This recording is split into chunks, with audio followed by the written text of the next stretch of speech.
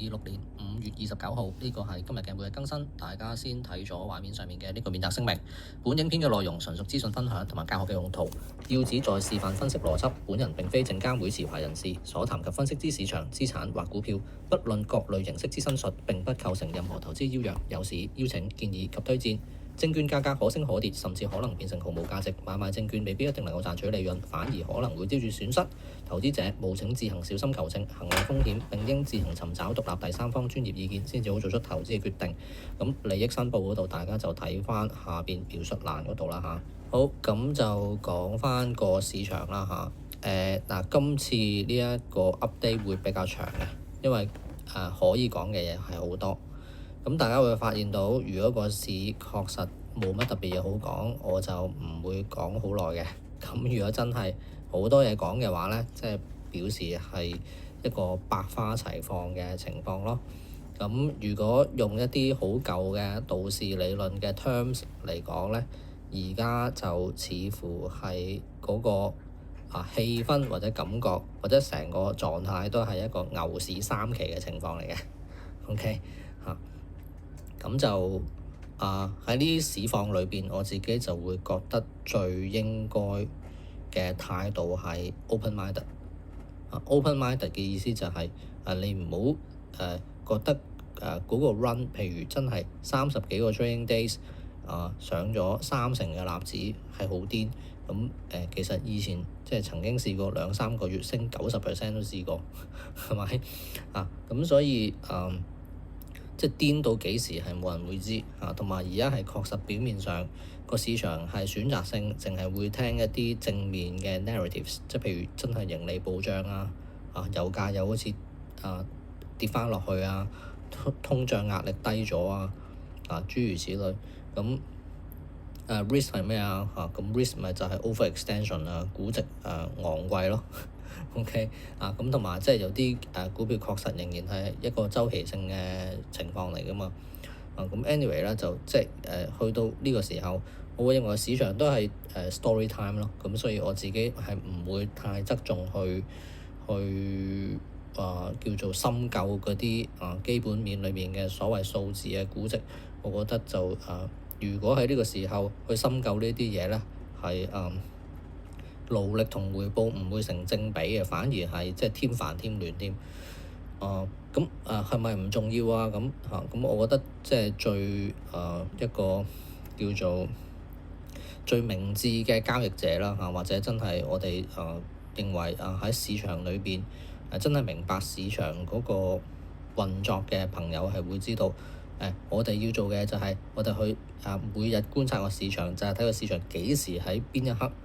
由完全唔理財報表完全唔理負面嘅消息，完全唔理嗰啲什麼估值昂貴嘅情況，到有一日突然間佢哋突然間醒覺係要睇翻嗰啲因素，而個市場係有相應嘅反應。咁呢一個咧叫做 change of character 啦。咁呢個就係我哋要睇嘅。叫做轉折點或者叫做 pivot 咁樣。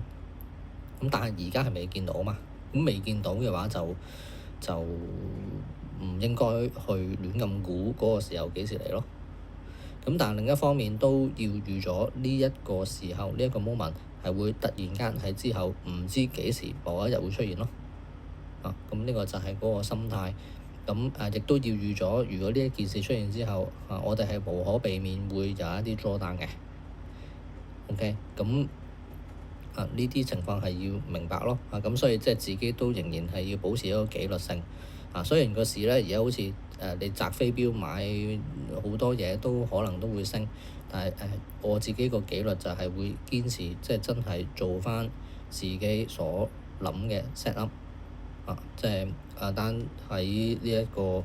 影片之後都會再重溫一下，因為其實好多新嘅朋友加入其實又唔係好清楚。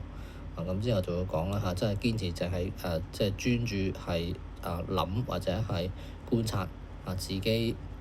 常做嘅，或者係一路做開覺得有效、行之有效嘅一啲 set up，而盡量諗少啲其他嘢。其實近期我自己都好少睇其他人嗰啲X 嗰啲，以前我都睇幾多。咁其實老實講，而家我唔係做 channel唔係要講新聞，我都其實都費事睇即係如果純粹以 trading 角度嚟講，我覺得都唔係太需要咯，都幾多噪音嘅呢期。咁另外 YouTube 嗰啲就都係啦即係我係做頻道需要我會睇咯。咁但係如果我覺得我唔係做 channel 啊，唔係要睇即係而家市場熱點啊，或者啲人係講乜，因為我要知道其他朋友會員接收啲咩資訊，我點樣 deliver 我想表達嘅信息俾人聽，咁所以我自己都會睇其他人嘅 channel 咯。咁呢個係純粹行業嘅需要咯。咁但係如果我自己純粹係一個 trader 動能交易嘅 trader，我覺得就都可以唔使睇咁多，睇少啲，反而可能係會對自己咧嗰啲即係冇咁負面啊！即係對自己，即係有時候即係睇得越多人嘅意見，就越容易被即係一個叫做 distracted 即係俾人分散咗個注意力，或者諗太多嘢而家有時候諗太多嘢係反而係一個問題嚟嘅咁樣。OK， 好啦，咁呢個就係 intro。好啦，咁真係睇翻啲資料性嘅嘢啦咁尋日就出咗 PCE 數字。Core PCE 3.3% 符合預期，咁大家會見到個圖表啦咁其實都係一個平穩嘅即係少少升啦，但係其實一個好強嘅 uptrend，即係唔係呢邊咁21年嗰啲咁，唔係呢啲咁，咁至少高高地都係平嘅，咁市場就暫時放下心頭大石，咁繼續係炒咯。OK， 咁跟住呢一個就 Stockbit Market Monitor 每日睇㗎啦尋日 up 4% plus 嘅股票450隻係多嘅。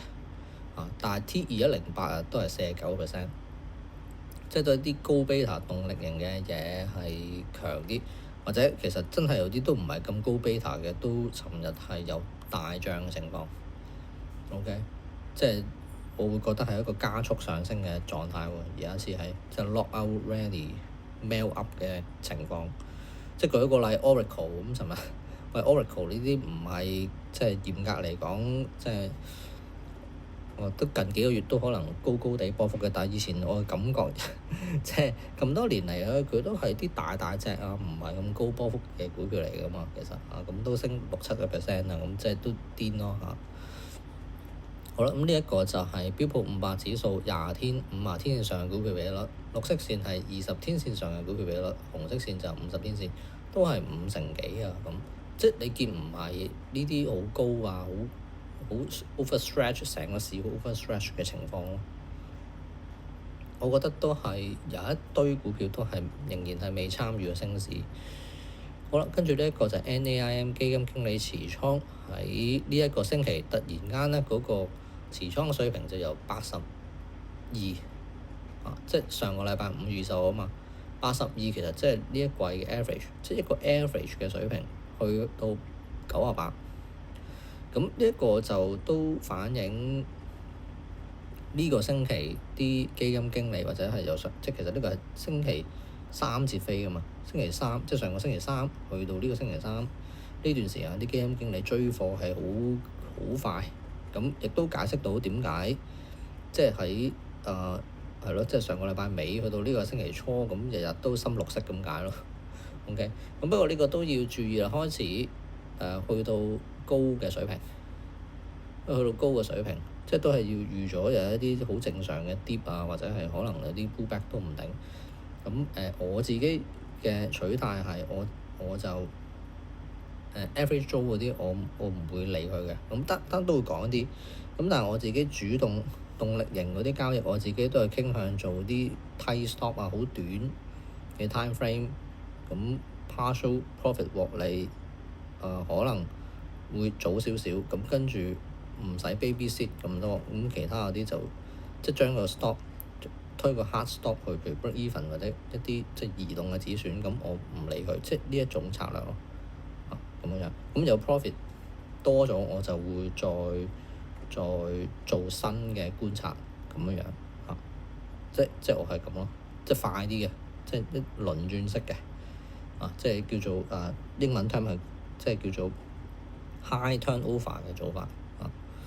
咁樣。咁呢個做法我自己會覺得係可以 keep 到一個即係癲嘅市況，有一個好嘅 exposure，個 equity curve 又會升得夠快。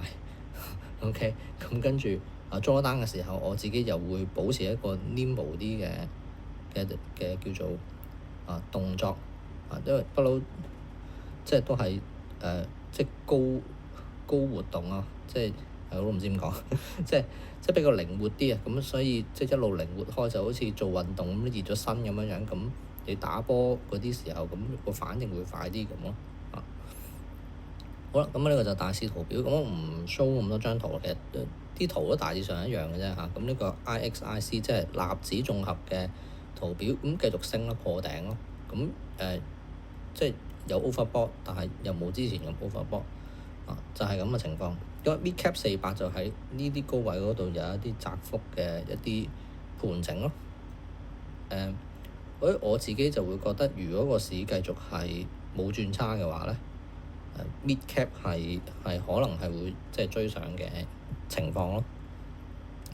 即係中型股。好啊，咁跟住呢啲係睇風險為立嘅啫。南韓股市咁見繼續係高位啊、頂啊，pull back 到20天線就再上啊。咁所以風險為立，暫時就未有啲咩。我係瘋狂㗎啦，即係南韓同埋台灣股市嗰啲，即係佢哋個情況就。啲南韓嗰啲成日都好癲嘅，我都唔知點解即係 culture 定乜鬼嘢啦嚇！我見佢哋嗰啲 YouTube 嗰啲 live 都好鬼癲嘅，咁好 dramatic 嘅嗰啲嘢都係，咁但係都係嗰句咯嚇，癲係可以癲好耐噶嘛，癲即係如果即係你係做淡同佢對抗嘅，即係癲到你破產佢都未癲完嘅可以嚇，咁都係啦嚇，即係如果有老股民嘅，即係嗰個。回憶都係即係似係港股直通車嗰個情況咁咯，即係而家個情況就係好似嗰時當年阿四叔即係李兆基日即係一個禮拜有幾日唔知點解新聞係會講佢推介啲乜嘢股票噶嘛，有個咩利是股定乜鬼嘢，真係就係嗰啲癲嘅情緒完全 feel 到咯，跟住好多人就發達啊，又話唔返工啊。又話財務自由啊，咁個個都出書講20幾30歲財務自由啊，OK，即係咁樣啦嚇，咁但係好多呢一啲人去到最後即係財務自由完之後都返工嘅咁我覺得都唔係因為可能佢哋失敗，可能真係悶嘅啫，點可能咁早財務自由就唔返工咧？係咪？OK，就咁呢一個就日經指數都係啦，升咯，即係呢啲我都有睇風險為立咁樣，即係其他市場，即係嗰啲係高動能嘅市場即係都係暫時係冇技術嘅破壞，咁我即係呢啲係一啲輔助環境正公式嘅嗰啲叫做 alarming factor 咯，有冇啲警號咁樣，暫時就未有。歐洲嗰啲立落啲，我就即係南美嗰啲錯到都唔識睇，所以就我唔會考慮睇嗰啲啦好，咁跟住呢一個就係美元指數美元指數咧就即係突破咗呢度之後，又冇再上，喺度做啲窄幅。咁你話係咪會掉頭？我又唔敢肯定咁係咪再上又唔知。咁呢個就真係要觀察。美元再升高咧，其實就即係我會覺得pullback 嘅風險都係會大啲okay。好啦，咁跟住就係兩年債冇再上pullback 中。但係其實都要注意係仍然 high lows，未可以掉以輕心。個債息仍然可能都仲係向上。OK，咁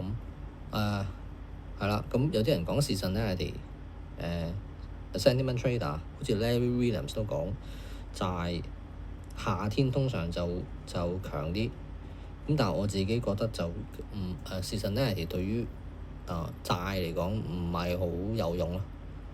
Commitment Traders Report 對債都唔係好有用，我都覺得。咁但係唔知即係都係睇啦。其實我覺得呢啲係基本面嘅即係個通脹高嘅話，債就無可避免一定受害。如果個經濟太強嘅話，其實個債都唔係好OK。好啦，咁跟住就係金咧就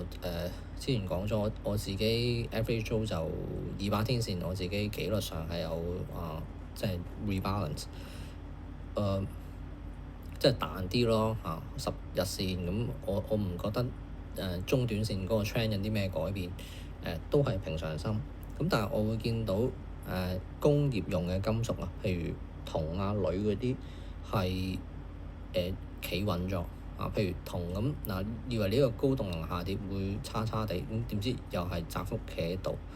呢一類 chart pattern 近期都多，我唔知係咪因為整個大市係仍然強，即係呢一類咁嘅 chart pattern 係正面嘅，喺呢一兩個月。好，跟住油就繼續向下，呢一度開始 bearish cross 啲移動平均線紅牌列，咁技術指標全部係 bearish，咁 suppose 中短線嘅動能係向下。咁呢一講銅同埋油加埋咧，即係如果銅係企穩，甚至可能強，而油價或者能源嘅價格向下咧，咁其實我會覺得係有利銅礦股咯。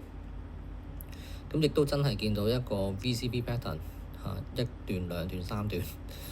咁亦都尋日係啲技術指標開始即係動能有增加，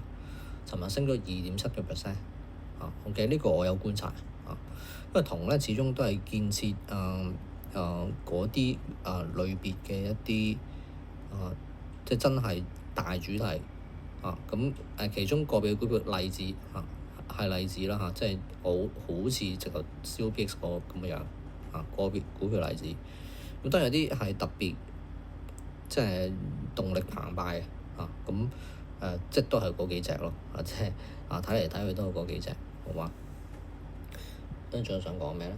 係啦，跟住遲啲再講埋其他嗰啲啦。不過喺呢個位咧，我想講有啲朋友問，即係舉個例問譬如 Dell 或者係某類嘅某一隻嘅股票點睇咁即係我好難答嗰啲問題。即係有時即係我又唔係話介意去講，但係就第一唔俾講個別嘅股票點樣睇即係唔可以有個咩有市邀請咩推薦嗰啲咁嘅嘢講就我淨係可以講我自己會點咁，而我自己亦都強調我自己會錯咁，同埋就係已經發生咗嘅嘢先講得亦都要 balance 嘅 view，咁呢個就係監管嘅規定咯。咁但係我又覺得純粹講一隻已經升到好 extended 嘅股票，咁冇乜嘢 educational value 可以傳遞到俾大家嘅喎因為嗰啲咧就淨係你係點樣去做自己 trade management，otherwise 係冇咩好講。咁如果啲 trade management 係點就係自己 set 嗰啲 rules 去決定每個人嘅做法就唔同，我就可以 share 即係自己覺得即係真係最容易複製或者好多人成功嘅一啲框架俾大家參考。其實即係我自己實際用上去，或者好多朋友實際用上去都未必一定係完全係跟足晒嗰啲規矩即係一個樣板，就好似寫信咁你有個 template 填張 form 咁，喂咁你有時候即係裏邊嗰啲嘢即係你明唔明啊？即係你寫作嘅時候都會有啲改少少噶嘛，即係就翻你實際嘅情況去改變對象唔同情景唔同要改一啲，即係咁嘅情況。咁但係最重要就係即係嗰啲 practice 嗰度學翻嚟，即係好多大家嘅困惑疑惑即係不論上係務實嘅行動上，或者係情緒上嘅所謂困擾，其實就係 mind clarity 同埋即係唔清楚係做咩 set up 嘅問題咁一定要搞清楚自己係堅持係做邊一類嘅 set up 咁就盡量唔好理其他人點樣講，OK 自己係咩 set up， 你個框架係乜你嗰啲交易嘅規則係乜咁點樣喺你嗰啲因為你定咗你個 set up 規則，你先至係可以 predictable， 根據翻以前你嘅數字，你會知道係咩市況大致上得到咩結果，或者係個市況開始衰嘅時候，你有啲乜嘢draw down， 或者係你 expect 有啲咩差嘅地方會出現。咁如果唔係咧，你 trade random， 咁你嘅 result 就係 random unpredictable，永遠係冇辦法掌握到自己嗰個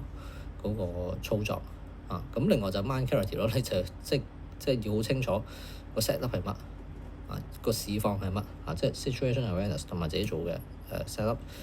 咁 situation awareness 就係我每日會講嗰啲咯，因為嗰啲 situation awareness 係好難係叫做乜嘢即係有時候真係只能意會不能言傳即係好難有一本書寫明晒嗰啲 rules 咁，跟住你每日就淨係睇完嗰啲就 OK 啦。咁雖然我自己係每一日喺呢一度都係睇嚟睇去都係嗰啲嘢嚇，咁但係即係有時候有啲interpretation 啊，或者係一啲subtle啲嘅轉變，有時候係真係要啲經驗。我唔知係咪叫經驗啊？有時候都每次都可能會有少少唔同嘅嘢出現咯。咁但係 mind clarity 係重要。咁但係如果以 set up 嚟講，就應該比較 straightforward 啲咯嚇。即係我自己即係鍾意觀察嘅嗰啲 set up 就係即係我自己講嗰啲咯。即係圖中呢一度啦，即係 Patreon 嗰度我都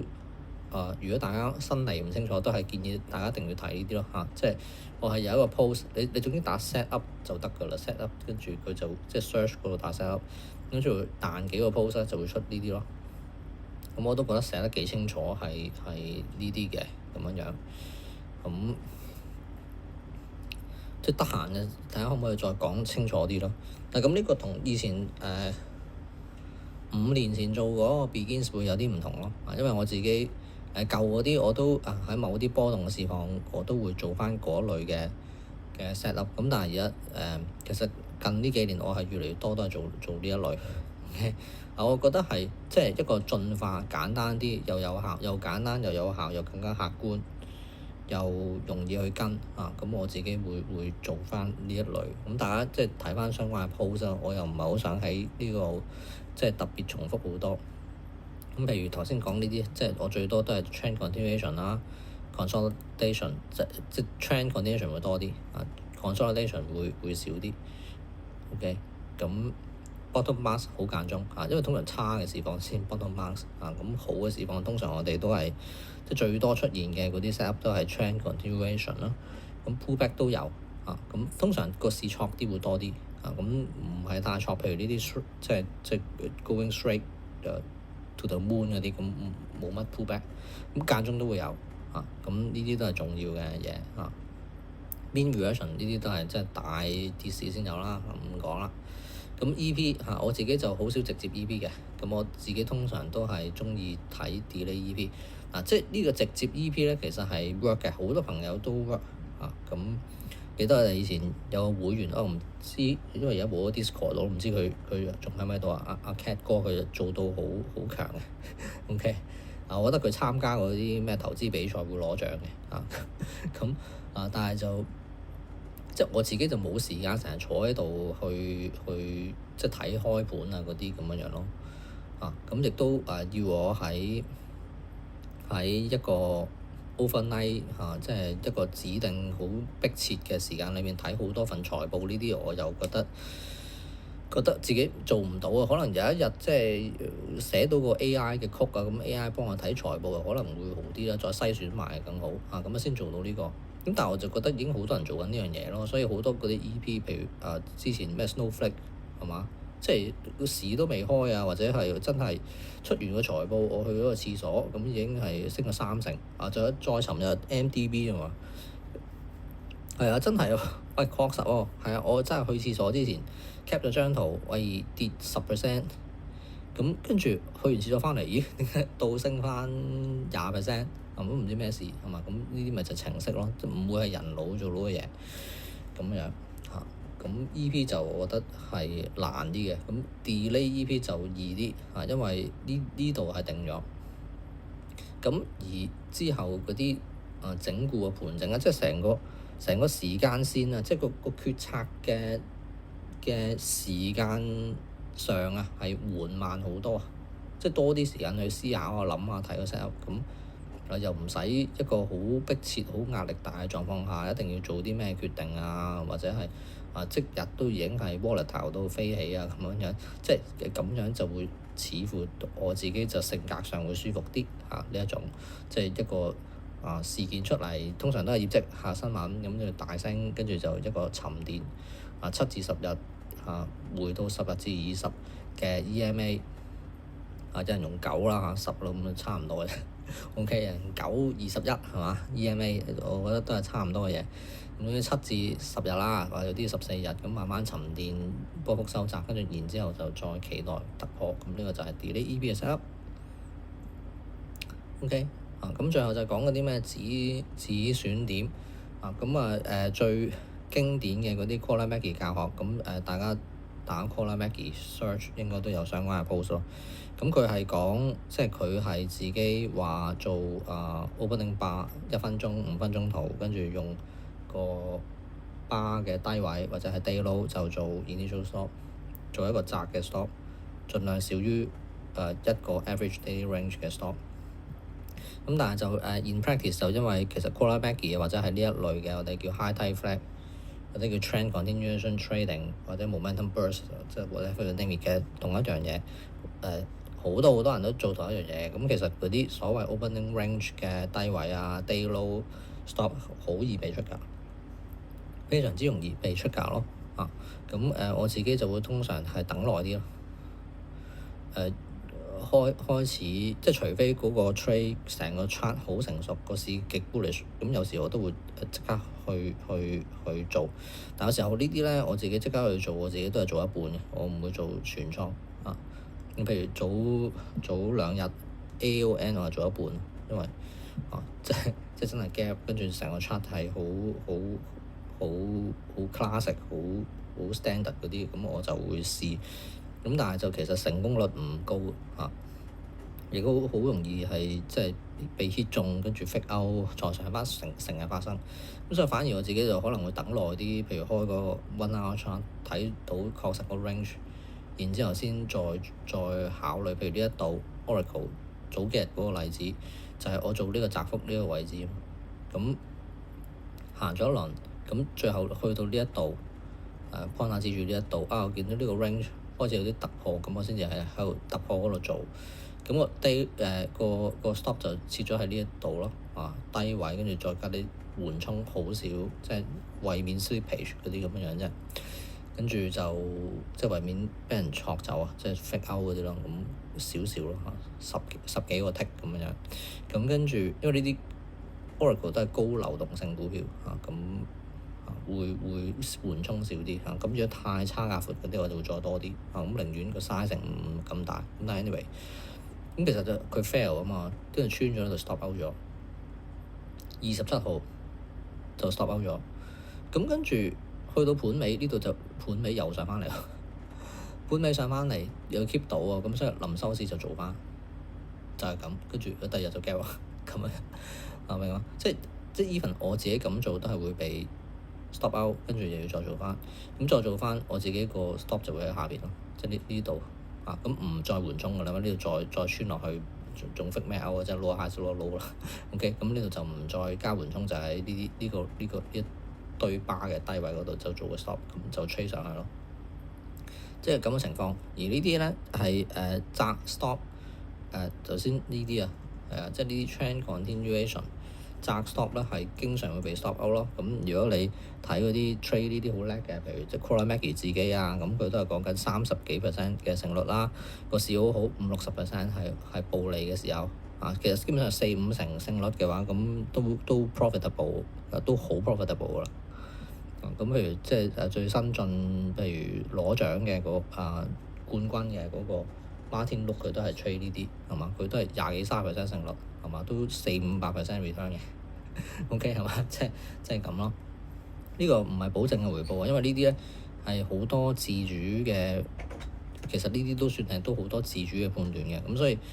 同一種做法，每個人個績效會唔同，亦都睇佢個 aggressiveness 保險各樣嘢咯，唔係保證回報，絕對唔係咁但係就算係最多人可以複製到又會成功到嘅一啲set up。咁樣咯，咁我個 R 值冇佢咁高，咁絕對唔會有佢咁強嘅回報啦，係嘛？即係保守嘅做法又可以保守嘅做法，但係都即係我自己目標跑贏大市係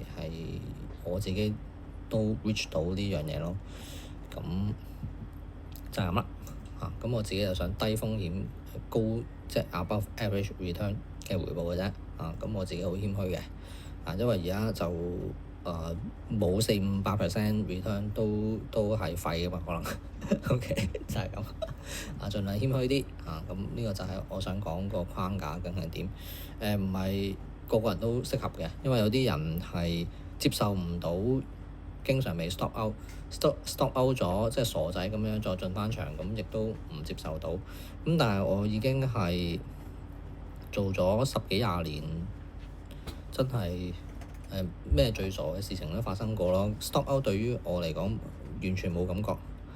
啊，或者再進場再畀人 stop out 多一次都冇感覺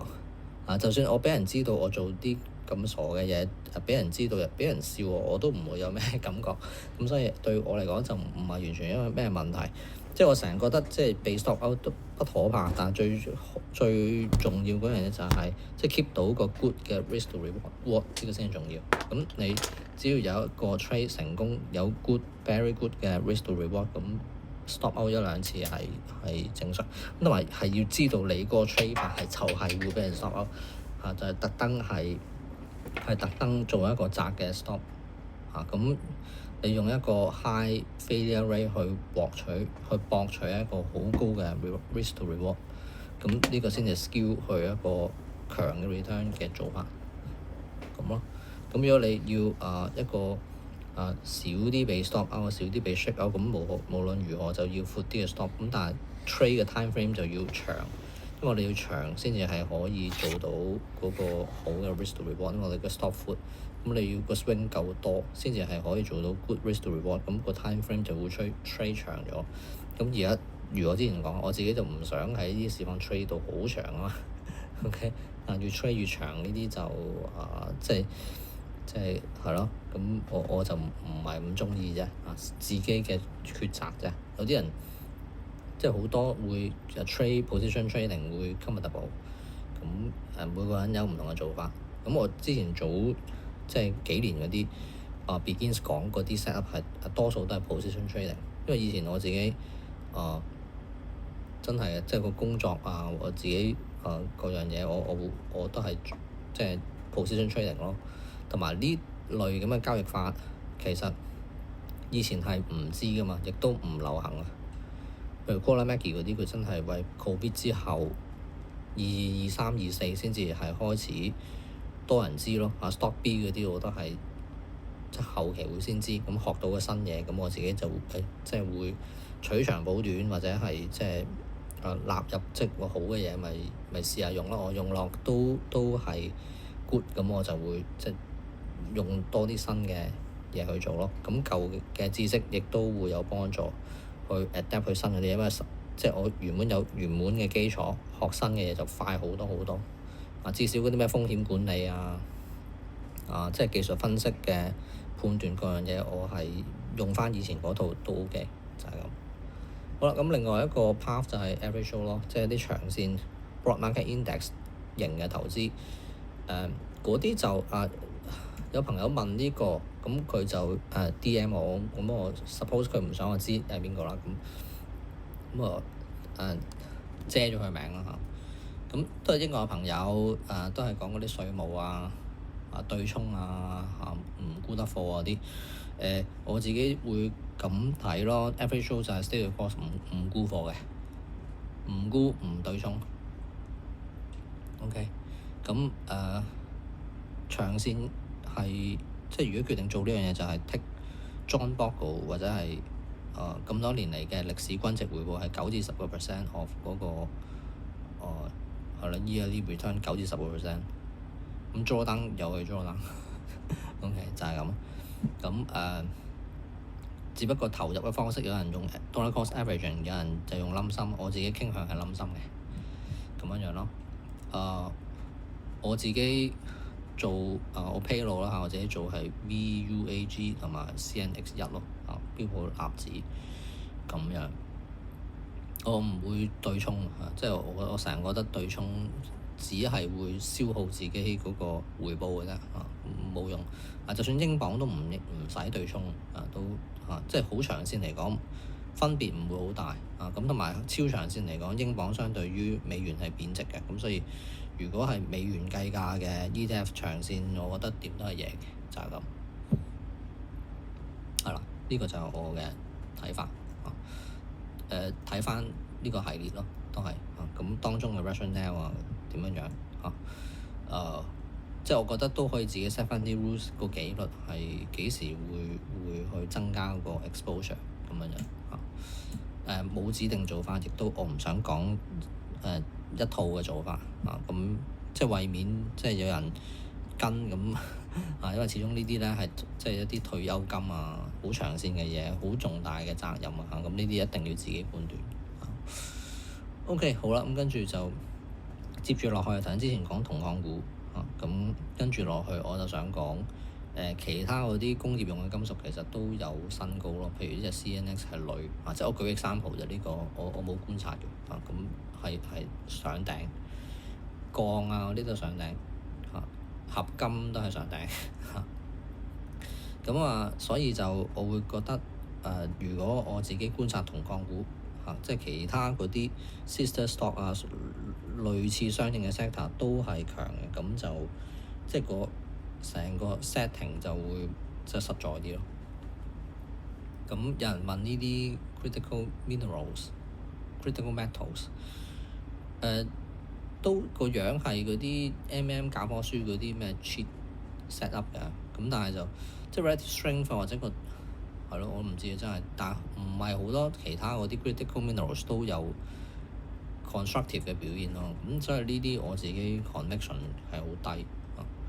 咁另外就基本物料係原本就似乎係 break range， 跟住而家又上翻晒移動平均線，成交又高翻，咁啲動能又好翻，咁上翻晒去。咁我又覺得暫時 take it as 正面嘅信號，因為有人問呢啲SOLS 嗰啲，即係我就係我冇特別去觀察呢啲咯。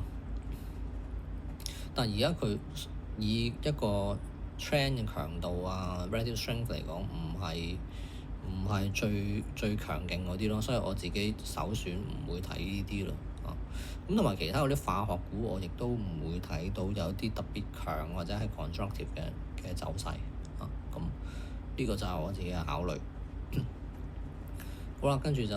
講翻之前觀察嘅嘢啦。咁 Oracle 頭先都解釋咗啦。OK，咁結果就呢度真係突破6點幾7%，成交又增加啦，動能 pick up 啦。咁就繼續觀察住啦。冇特別去理佢。咁呢啲係 New Cloud 嘅概念啦。咁 New Cloud 好多都好強，咁我就會見到 CoreWeave 咧就仲未起動。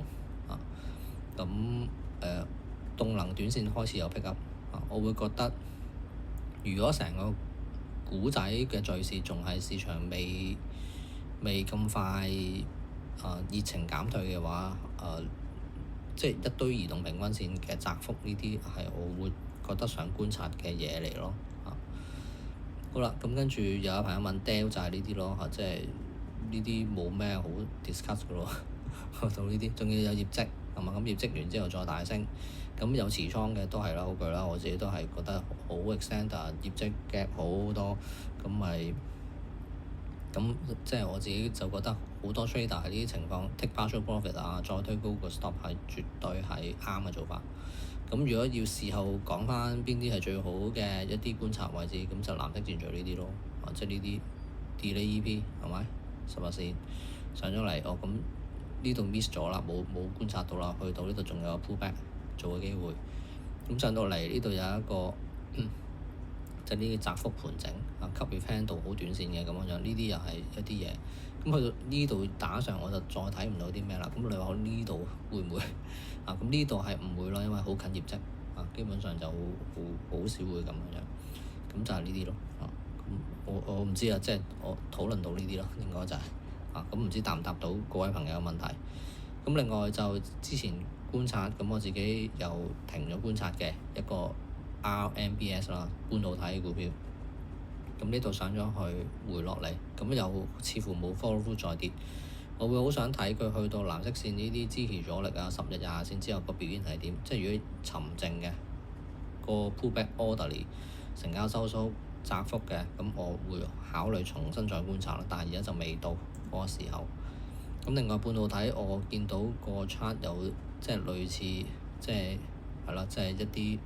窄幅orderly 嘅情況，就係 Intel 咯10日線呢一度。咁但係我又覺得即係如果我揀取捨，我就會覺得即係 CoreWeave 嗰類，我信心會大啲咯。咁但係呢啲就即係我覺得可能會 work 㗎，都可以，即係我會叫做凝望咯。OK，咁都冇話唔得咁但係我就覺得即係仲係有少少 overstretch，可能仲要少少時間都唔定。好啦，跟住就太陽能，咁太陽能呢度就強啦嚇，咁我但係就都會覺得唔可以低估太陽能嘅走勢，因為我細個嘅記憶就係2021年係可以好癲嘅，即係 post COVID 嘅時候呢啲係可以好癲，而家都未去到嗰啲高位，係咪？OK，咁啊龍頭就 First Solar 咁啊好強好癲啦嚇，咁呢個就我想解釋有幾癲嘅啊，咁我自己觀察就 Solar Edge 咁繼續觀察冇咩改變，但係有啲 overbought 未超 overbought，但係我覺得都繼續去緊，我唔搞佢住啦，我就自己就 take 咗一次 profit 嘅 NXT 咁就係早兩日開始呢一度我覺得係即係呢個支撐位即係呢度首先有個 reversal 重要嘅 volume profile 密集區 reversal， 跟住之後過咗突破又回翻支撐位又有 rejection， 咁呢度就覺得係一個觀察點，咁去到尋日收市之後，突然間唔知點解大升，就話係咩呢？即係個業績指引再提高，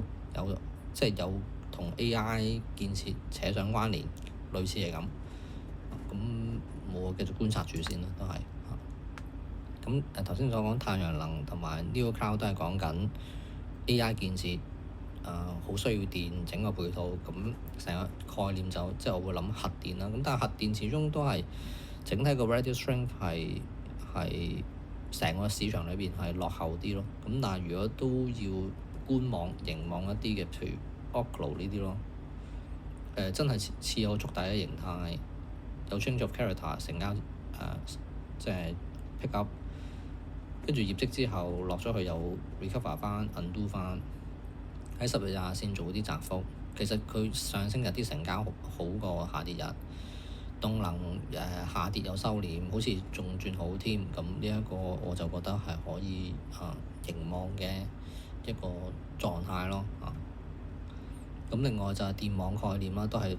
data center 建設嘅嘢咁 FLNC 咁呢個 reversal 之後，我觀察到而家都冇喐過任何嘢，冇拎過嘢。From the table 乜都冇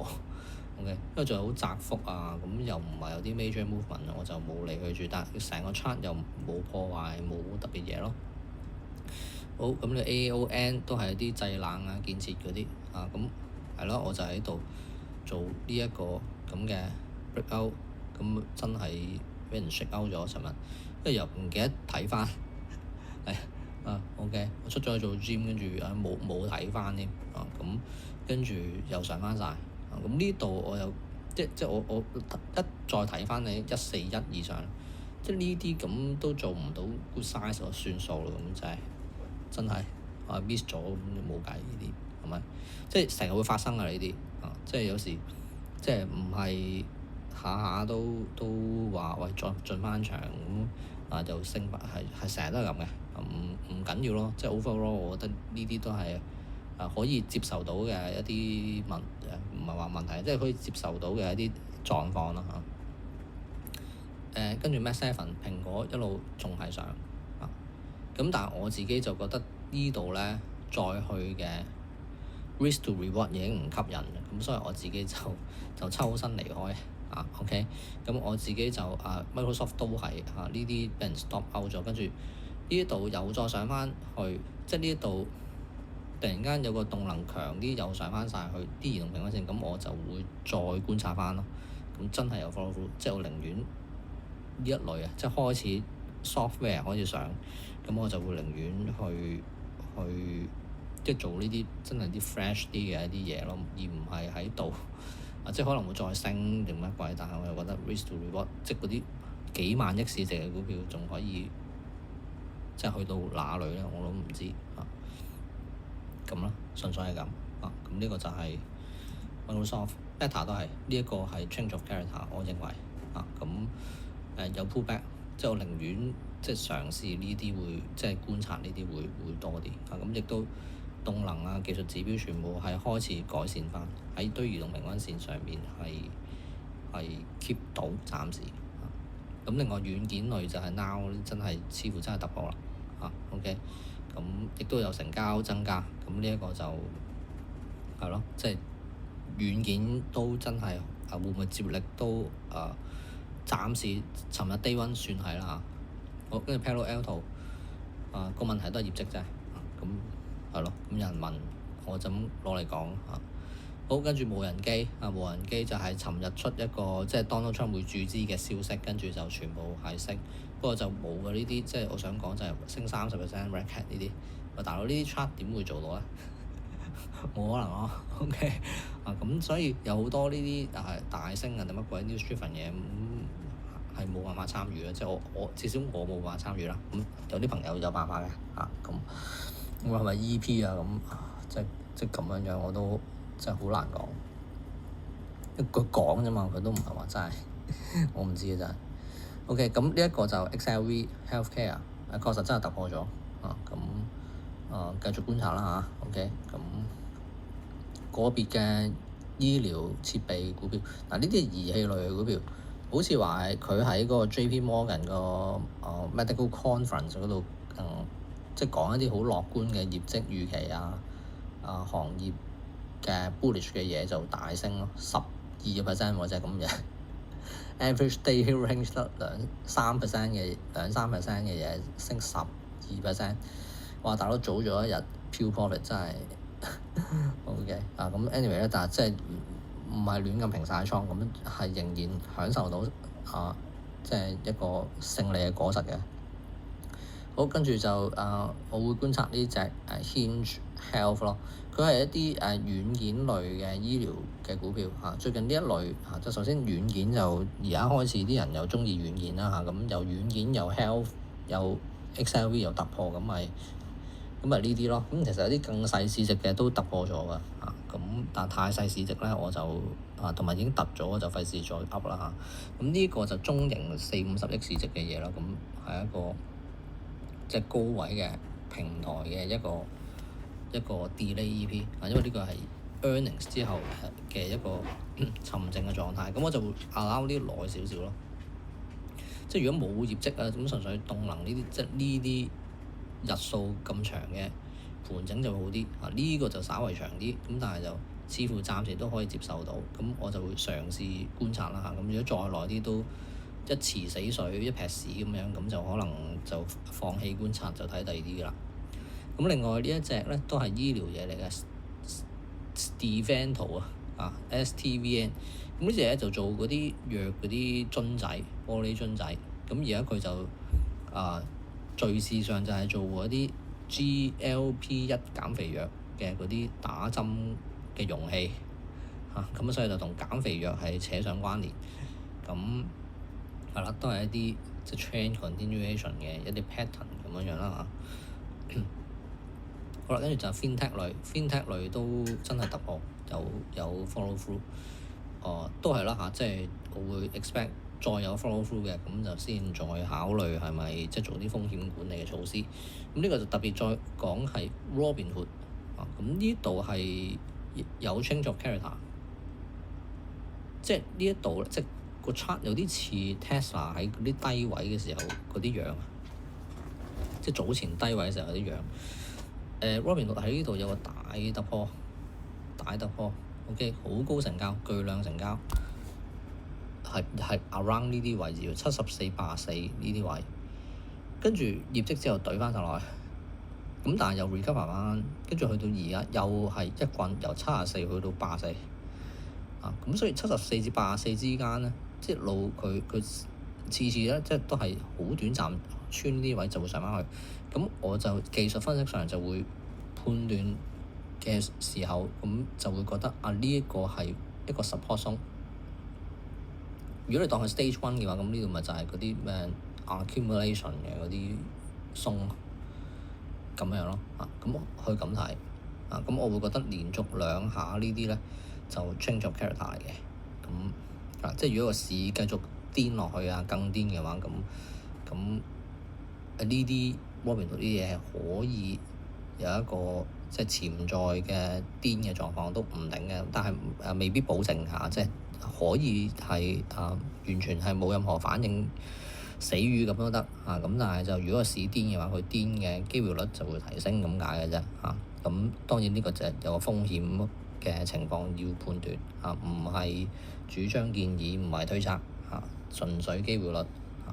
OK， 好啦，咁今日想講嘅嘢就咁多啦，希望就唔好話太長啦，大家會覺得疲倦咁樣啦咁因為而家都講咗好多咁所以週末我就會再簡短翻少少嘅，可能即係如果冇再新嘅嘢。咁另外星期日香港時間夜晚9點，咁我就接受咗 E.T. 嘅邀請，就會喺佢個 YouTube channel 嗰度做一個 live session 客串嘅咁樣。咁希望大家都可以支持參與啦咁如果有相關嘅連結，我就睇下點樣 share 俾大家一齊參與啦OK，好啦，下次再見，拜拜。